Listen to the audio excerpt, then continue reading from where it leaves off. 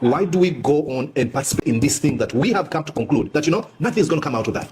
Well, Mordecai, in the same way we've said, you can never get justice. You can never get real justice under the Museveni regime.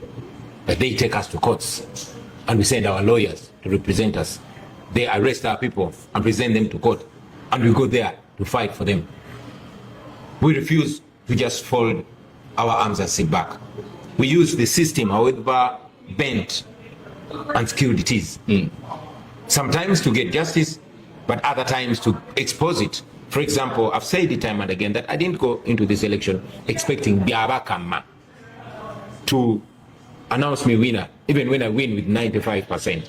You saw him. He came out and said, don't go to the polling stations. You don't stay at the polling stations after voting. You'll get trouble. You'll be crushed. You'll be crushed. And now, on the LC1 elections, he's saying, after voting, don't leave. You get my point. Yeah. So you don't expect a free and fair election under Byabakama. We as NUP and as a generation, we went into this election to achieve one of the two. Either our victory, which was very unlikely, or to expose the regime. At least to strip it of the pseudo legitimacy. As we speak right now, what Museveni is struggling with is illegitimacy. That's why his son was looking for me to eliminate me. That's why they are paying lobbyists everywhere to try and paint a rosy picture and clean up the mess. And yes, that is why I am being received with dignity in all the places I go to, because even if I was not declared winner, it is known not only locally in Uganda but internationally that indeed I am the legitimately elected president of the Republic of Uganda. Yeah. So you are in the United States as we speak. How would you describe your current status? Are you in exile? Are you on temporary political leave? Are you simply working from abroad? What are you doing here? Well, since these are just English words, I'll play with the English words. Okay. I'm in exile, but I'm not an exilee. Oh.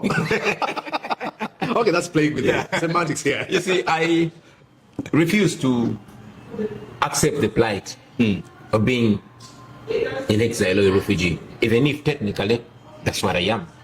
I've told my people that I'm on a mission, I'm on a move, and the final destination is going to be Kampala, Uganda. In the foreseeable future, soon or? I'll say sooner than later. Sooner than later? Yeah, I'm not relaxed here. I am doing what I need to do. It's another front now, as you are aware that with time Uganda became unlivable. Museveni's unhinged son is not pretending anymore, and that in one way or another is helping us justify all the claims that have been made before us in our tenure and everywhere that indeed Uganda is a mess. So this and many other justifications we are presenting to the world stage, well knowing that Uganda largely depends on the rest of the world. Yeah. The leader of opposition, Joel Senyonyi, said that when you fight corruption, corruption fights back. I would say the same on dictatorship. Absolutely. Regarding what we see in Uganda, and you saying that you will be there sooner than later, that's still now emboldened. They're actually getting emboldened. When are you going to go back? Because the situation is not going to change. Are you waiting for things to change completely? No, Mordecai. On the contrary, the situation is going to change. We've been taught before that it gets worse before it gets better. Before it gets better. Naturally, it is darkest before dawn. It is going to get better. And I want everybody to know that it's going to get better. We've been here before. The Amin dictatorship was at its most ferocious moment when it was about to break and get dismantled. So it's going to get better if we don't give up, if we don't stop fighting for what is rightly ours as the people of Uganda. What that tells me is that you're waiting to go back when things get better. I'm sorry? You're waiting to go back when things get better? No, I'm going to go back and make things better with our people. Okay. Yeah. So some analysts have argued that the transition of Uganda can only come in one way. Then this is going to be a peaceful negotiation with Museveni, because they've said you do not believe in violence. Many of our comrades have said, how about we use the other ways? And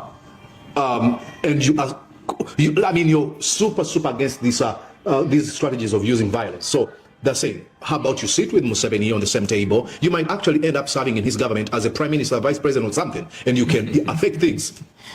I'll tell you that, first and foremost, yes, it's true, we don't believe in violence. We believe in non-violence, because violence has not produced Democrats. Except for only the case of Ghana, the late J.J. Rawlings, but violence has not produced Democrats. It only produces entitled tyrants. So we don't believe in violence. We believe in dialogue, but not the Museveni kind of dialogue. You've seen it time and again that the Museveni kind of dialogue is the cooperative dialogue, it's the transactional dialogue, the how much do you want dialogue, the what can I give you dialogue. We don't believe in that. We believe in transformational and not transactional dialogue. That's why we have refused to go into any secret dialogue with Museveni. It has to be clear, and we've made it very clear, at least as far as I'm concerned.